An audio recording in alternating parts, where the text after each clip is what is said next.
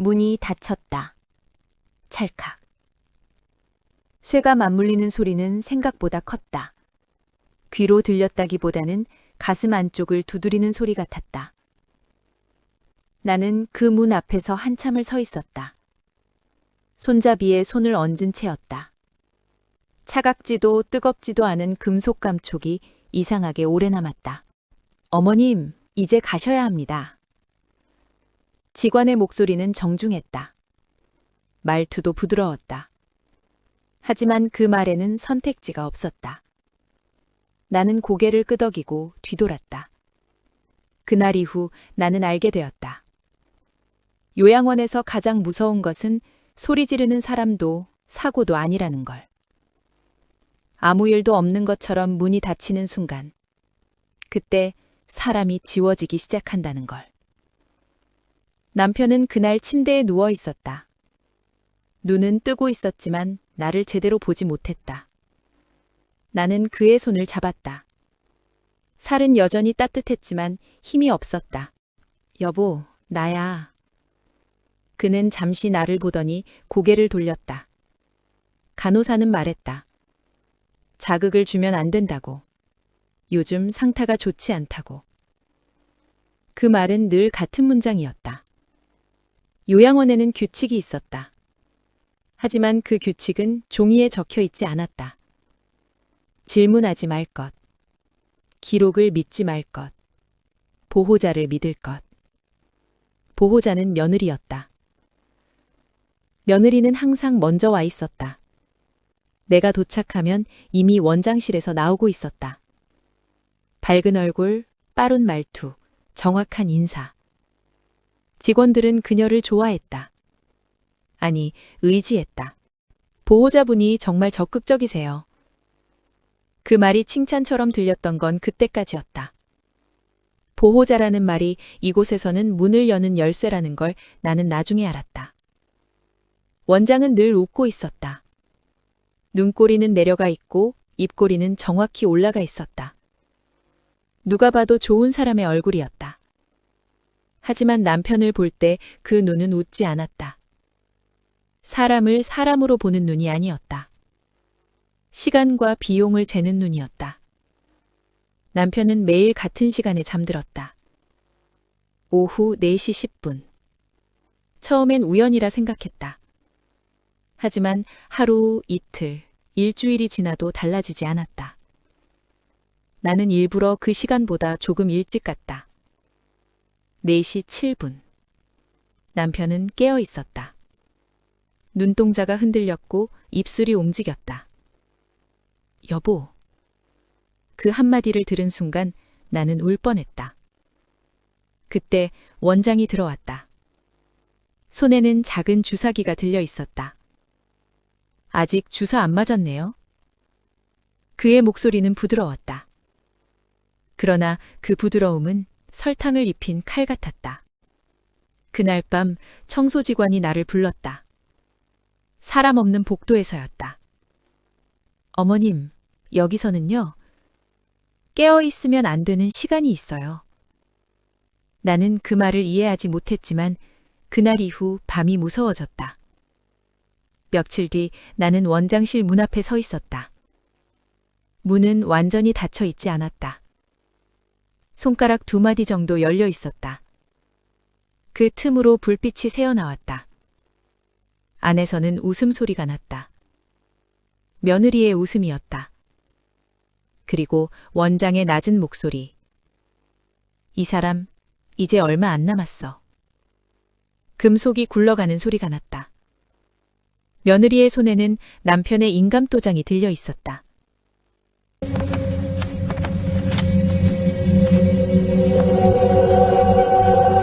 그 순간 나는 숨을 멈췄다.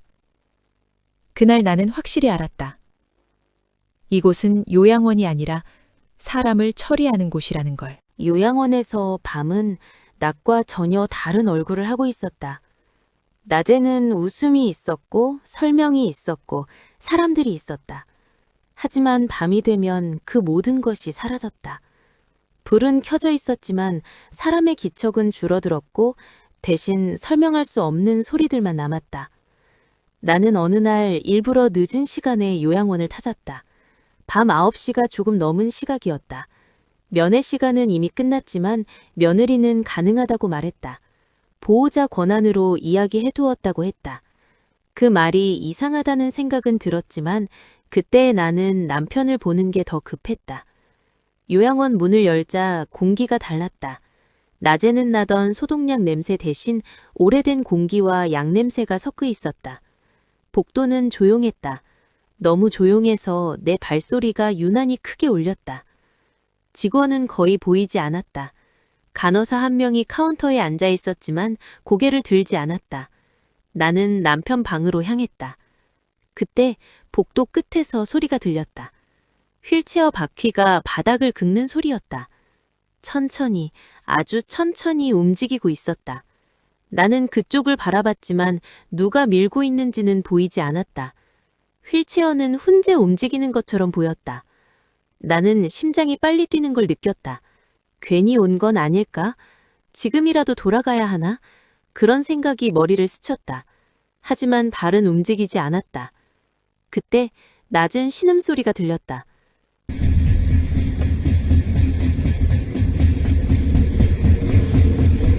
사람이 억지로 참고 있는 듯한 소리였다. 나는 그 소리가 나는 쪽으로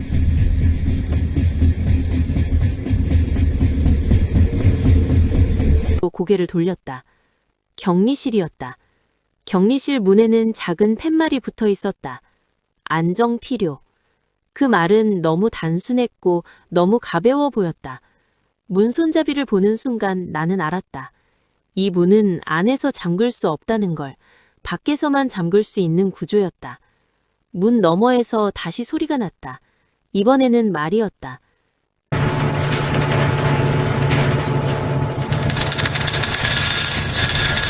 집에 가고 싶어. 노인의 목소리였다. 희미했고 떨리고 있었다. 나는 그 자리에 서서 한동안 움직이지 못했다. 이건 치료가 아니라는 생각이 분명해졌다. 사람을 조용히 가두는 방식이었다. 그날 이후 나는 밤을 두려워하게 됐다. 며칠 뒤 야간 간호사 한 명이 나를 불렀다. 사람들이 거의 없는 시간이었다. 그녀는 주변을 먼저 살폈다. 카메라 위치, 복도 끝, 문 닫힌 방들.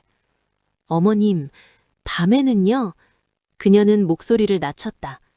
다른 규칙이 있어요. 나는 아무 말도 하지 않았다. 말을 하면 이 순간이 사라질 것 같았다.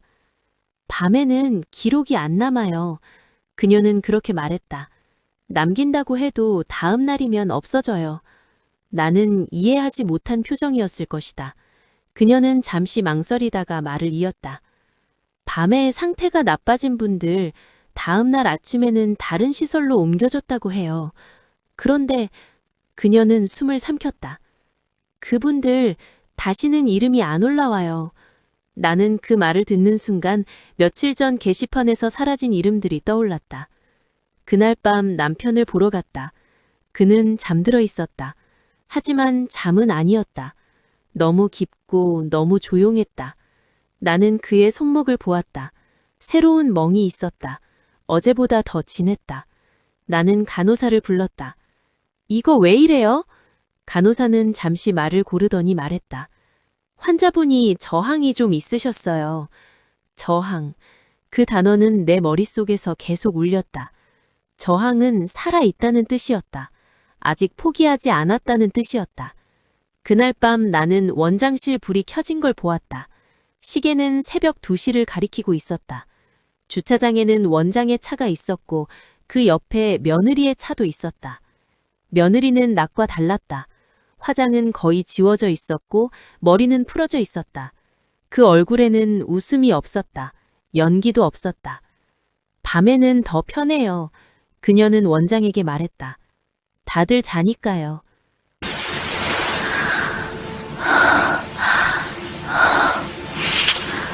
원장은 서류를 넘기며 고개를 끄덕였다. 이 사람은 다음 주로, 이 사람은 보호자 동의 받았고, 며느리는 말했다. 동의요? 제가 보호자인데요. 그 말이 너무 자연스러워서 그 순간 이곳에서 보호자라는 의미를 나는 완전히 이해하게 됐다. 며칠 뒤 사고가 났다. 노인 한 명이 계단에서 굴러 떨어졌다고 했다. 공식 기록에는 야간 배회 중 사고라고 적혔다. 하지만 청소 직원은 말했다. 그분 격리실에 계시던 분이에요. 그날 이후 그 노인의 이름은 어디에서도 볼 수 없었다. 나는 확신했다. 이 요양원에서 밤은 사람을 지우는 시간이라는 걸. 그리고 그 중심에는 며느리와 원장이 있었다. 다음 날 아침 나는 다시 요양원 게시판 앞에 섰다. 입소자 명단은 늘 그 자리에 있었지만 이상하게도 눈에 익던 이름 몇 개가 사라져 있었다. 전날 밤 격리실 앞에서 들었던 목소리의 주인도 그 명단에 없었다. 이분은요? 내가 직원에게 물었다. 직원은 잠깐 화면을 확인하더니 말했다. 전원 조치됐어요. 어디로요? 그는 고개를 들지 않은 채 답했다. 기록상으로는 타시설입니다. 기록상으로는. 그 말은 언제부터인가 이 요양원에서 모든 의문을 덮는 말이 되어 있었다. 나는 사라진 이름들을 머릿속에 하나씩 떠올렸다. 공통점이 있었다. 가족이 자주 오지 않던 사람들, 재산 정리가 늦던 사람들, 그리고 무엇보다 말을 많이 하던 사람들. 며칠 뒤 야간 간호사가 나를 조용히 불렀다. 사람 없는 복도였다. 어머님, 이건 보여드리면 안 되는데요. 그녀는 작은 수첩을 꺼냈다. 공식 기록이 아니었다. 자기 손으로 적은 메모였다. 거기에는 날짜와 시간, 그리고 이름 대신 방번호가 적혀 있었다. 그 옆에는 짧은 메모가 붙어 있었다. 격리 후 전환, 야간 조치, 보호자 동의. 보호자. 나는 그 단어를 다시 떠올렸다. 그리고 며느리를 떠올렸다. 며느리는 요양원 회의에 자주 참석했다. 가족 대표라는 이유였다. 회의실 문이 열려 있던 날 나는 우연히 그 안을 보게 됐다. 며느리는 차분하게 말했다. 시아버지는 공격성이 있어요. 밤에 자주 깨어서 문제를 일으켜요. 필요하면 강한 조치도 동의합니다. 그 말에 원장은 고개를 끄덕였다. 아무런 질문도 없었다. 보호자 동의 확인. 도장이 찍히는 소리가 들렸다. 그 소리는 무겁지도 크지도 않았다. 하지만 그 순간 사람 하나의 시간이 정리되고 있었다. 나는 그날 남편의 약봉투를 유심히 보았다. 정신안정제, 수면유도제, 용량이 이상했다. 일반적인 기준보다 훨씬 많았다. 이거 너무 센 거 아니에요? 내가 묻자 간호사는 잠시 망설였다. 보호자 요청이에요. 그 말은 더 이상 설명이 아니었다. 결정이었다. 어느 날 밤 남편이 잠시 정신을 차렸다. 눈이 또렷하지는 않았지만 나를 알아보는 것 같았다. 여기 밤에는. 그는 말을 잇지 못했다. 숨을 고르고 다시 말했다. 사람들이 없어져. 나는 그 말을 듣고 심장이 내려앉는 느낌이 들었다. 그날 이후 나는 일부러 밤마다 요양원 근처를 맴돌았다. 불이 꺼진 창문들, 잠긴 문들, 그리고 원장실 안쪽에서만 켜져 있는 불. 청소 직원은 나를 다시 불렀다. 이번에는 더 조심스러웠다. 어머님, 원장실 안쪽에 방이 있어요. 공식 도면에는 없는 방이에요. 그는 그 방을 안쪽 방이라고 불렀다. 침대가 있고 서류장이 있고 카메라가 설치돼 있다고 했다. 거기서 다 정해져요. 누가 남고 누가 사라질지. 며칠 뒤 나는 우연을 가장해 그 방 앞에 섰다. 문은 잠겨 있었지만 안에서는 소리가 났다.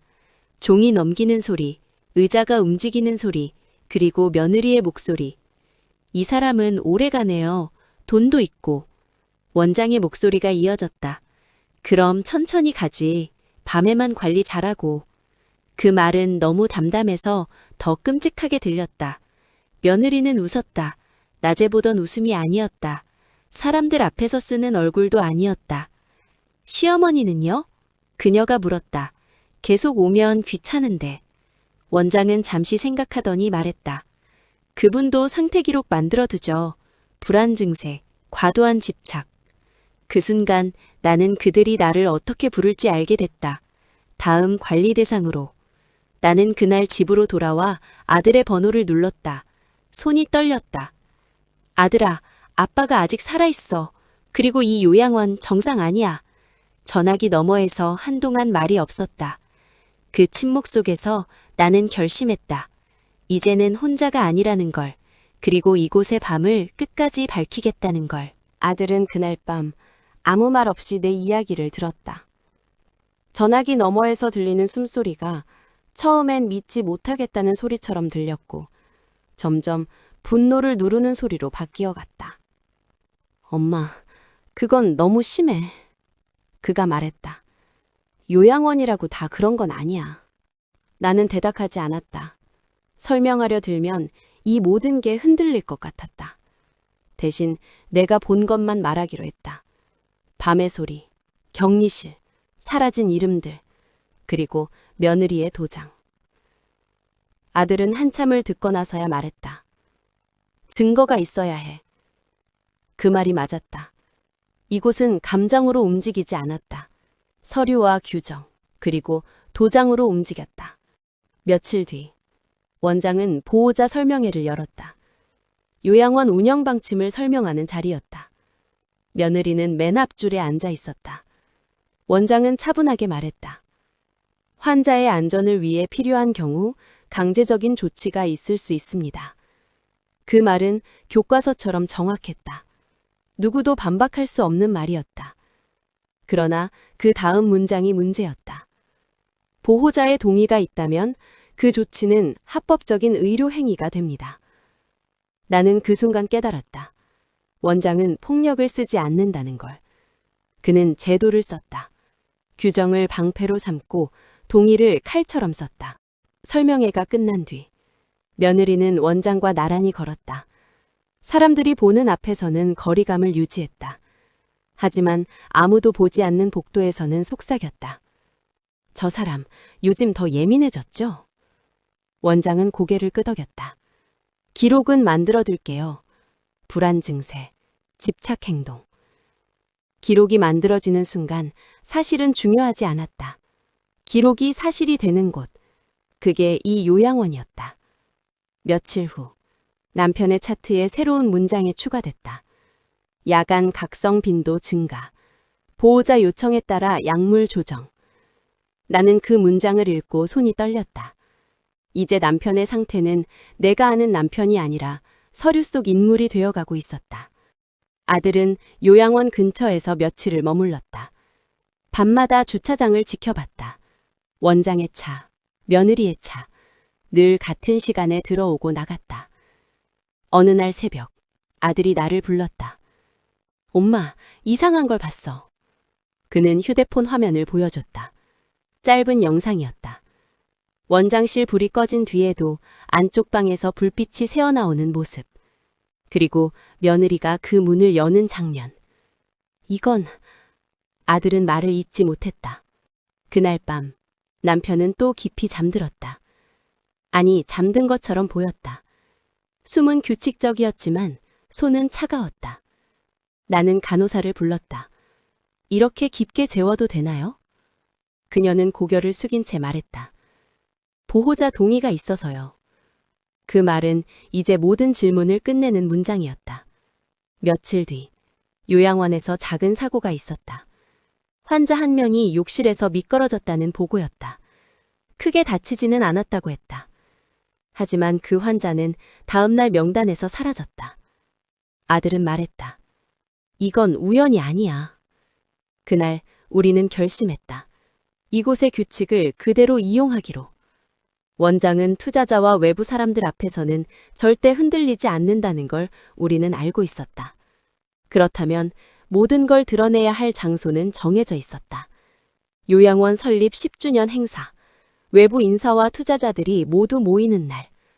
아들은 말했다. 그날 사람들 앞에서 끝내자. 나는 고개를 끄덕였다.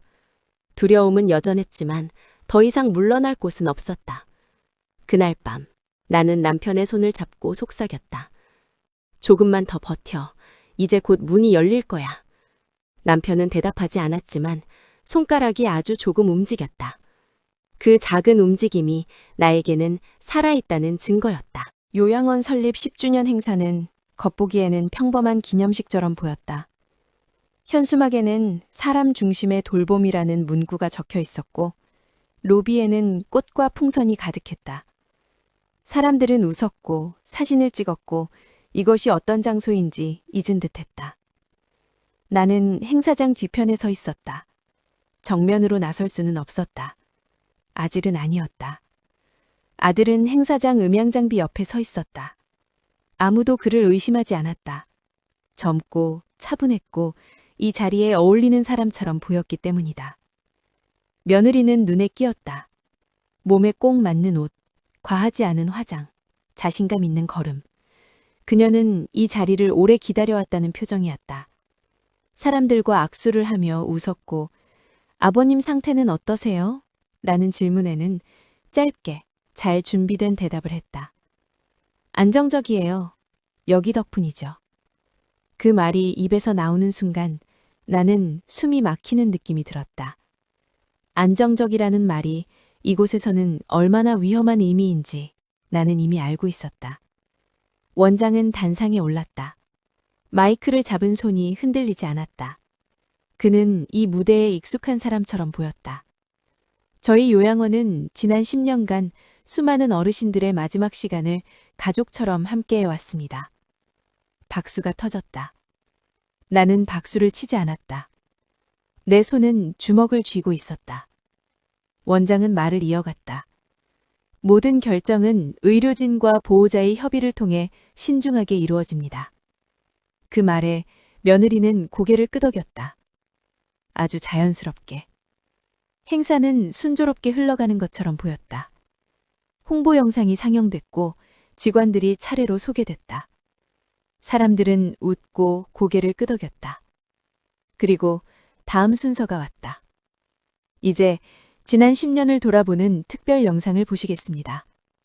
원장은 그렇게 말하며 무대 뒤를 향해 손짓했다. 아들과 눈이 마주쳤다. 그는 아주 작게 고개를 끄덕였다. 스크린이 켜졌다. 처음에는 모두가 예상한 영상이었다. 요양원 전경, 환한 얼굴의 직원들, 밝은 음악. 사람들은 안심했다. 아무 일도 일어나지 않을 거라고 생각했을 것이다. 그러나 영상이 끝날 즈음 화면이 잠시 어두워졌다. 그리고 다른 장면이 나타났다. 원장실 내부였다. 처음에는 누구도 그게 뭔지 몰랐다. 하지만 몇 초가 지나자 웅성거림이 시작됐다. 서류가 테이블 위에 펼쳐져 있었다. 보호자 동의서, 진정제 투약 기록, 야간 조치 보고서.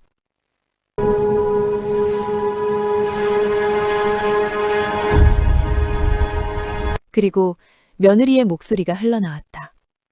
이 사람은 밤에 처리하는 게 낫겠네요.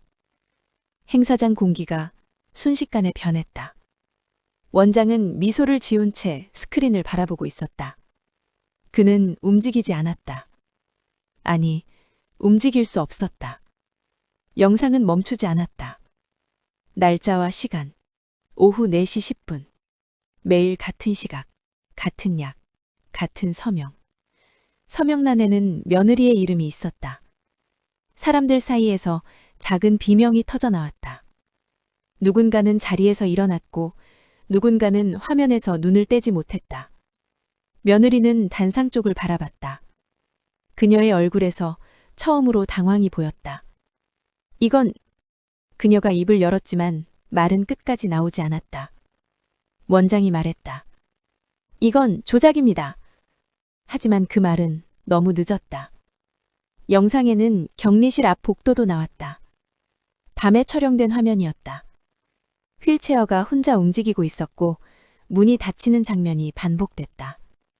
그리고 마지막 장면. 남편의 손목. 멍이 선명하게 보였다. 그 순간 행사장은 완전히 조용해졌다. 아무도 말을 하지 않았다. 숨소리조차 크게 들리는 듯했다. 나는 천천히 앞으로 걸어나갔다. 이제 숨을 숨길 필요가 없었다. 행사장은 한동안 아무 소리도 나지 않았다. 사람들은 스크린을 본 채로 굳어 있었다. 웃음도 박수도 웅성거림도 사라진 자리였다. 마치 모두가 같은 생각을 하고 있는 것처럼 보였다. 여기가 정말 우리가 알고 있던 요양원이 맞느냐는 생각. 원장은 단상에서 내려오지 못한 채 서 있었다. 마이크를 잡은 손이 미세하게 떨리고 있었다. 그는 마지막으로 입을 열었다. 이 영상은 편집된 겁니다. 그 말은 분명했고 또렷했다. 하지만 아무도 고개를 끄덕이지 않았다. 사람들은 이미 보고 들은 것을 믿고 있었다. 아들이 앞으로 나왔다. 그의 얼굴에는 더 이상 망설임이 없었다. 차분한 목소리로 말했다. 이 영상은 요양원 내부 CCTV와 실제 투약 기록을 기반으로 한 자료입니다. 그 말과 함께 추가 서류가 화면에 떴다. 날짜, 시간, 서명. 하나도 빠짐없이 정리된 기록이었다. 그 순간 며느리는 뒤로 한 발 물러섰다. 얼굴이 하얗게 질려 있었다. 지금까지 한 번도 보지 못한 표정이었다. 어머니가 그녀가 말을 꺼냈다. 노망이라서. 나는 그 말을 듣고 천천히 앞으로 나갔다. 아무 말도 하지 않았다. 그저 남편의 손을 들어 올렸다. 손목에는 아직 희미한 자국이 남아 있었다. 완전히 사라지지 않은 흔적, 지워지지 않는 기록처럼. 이게 노망인가요? 내가 물었다. 며느리는 대답하지 못했다. 입술이 움직였지만 소리는 나오지 않았다. 그때 행사장 문이 열렸다. 경찰이었다. 그들의 발소리는 유난히 크게 들렸다. 쇠가 바닥에 닿는 소리, 무전기에서 흘러나오는 잡음. 원장은 본능적으로 뒤로 물러섰다. 그러나 이미 늦었다. 공금 횡령과 환자 학대, 서류 조작 혐의로 체포합니다. 수갑이 채워졌다. 찰칵. 그 소리는 처음 요양원 문이 닫힐 때 들렸던 그 소리와 닮아 있었다. 하지만 이번에는 사람을 가두는 소리가 아니라 끝내는 소리였다. 며느리는 바닥에 주저앉았다. 주변 사람들은 본능적으로 한 발짝씩 물러섰다. 아무도 그녀를 도우려 하지 않았다. 나는 그녀 앞에 섰다. 눈을 마주쳤다. 늦었다고 했지. 내가 말했다. 그녀는 아무 말도 하지 않았다. 눈동자가 흔들렸다. 늦은 건 나는 말을 이었다. 네 인생이야. 그 말은 분노도 저주도 아니었다. 그저 사실이었다. 사람들이 하나둘 행사장을 빠져나갔다. 남은 것은 어지럽혀진 자리와 깨진 얼굴들 뿐이었다. 그때 휠체어에 앉아있던 남편이 천천히 몸을 움직였다. 완전히 일어서는 데에는 시간이 걸렸지만 그 움직임은 분명히 그 자신의 의지였다. 사람들이 숨을 삼켰다. 그는 나를 보았다. 이번에는 확실히 나를 보고 있었다. 집에 가자. 그 한마디에 나는 끝내 울고 말았다. 며칠 뒤 우리는 시골집에 있었다. 작은 마당, 바람에 흔들리는 풀, 아무 소리 없는 오후. 남편은 천천히 밖으로 나왔다. 아직 완전히 회복되지는 않았지만 눈은 맑았다. 그는 마당 한쪽에서 작은 꽃 한 송이를 꺾어 내 손에 쥐어줬다. 봄이네. 나는 고개를 끄덕였다. 사람의 욕심은 사람을 지우려 들었지만 끝내 지워지지 않는 것도 있다는 걸 우리는 늦게서야 알았다. 요양원 문이 닫힐 때 우리는 갇혔지만 문이 다시 열릴 때 우리는 돌아왔다. 그리고 이번에는 아무도 우리를 지우지 못했다.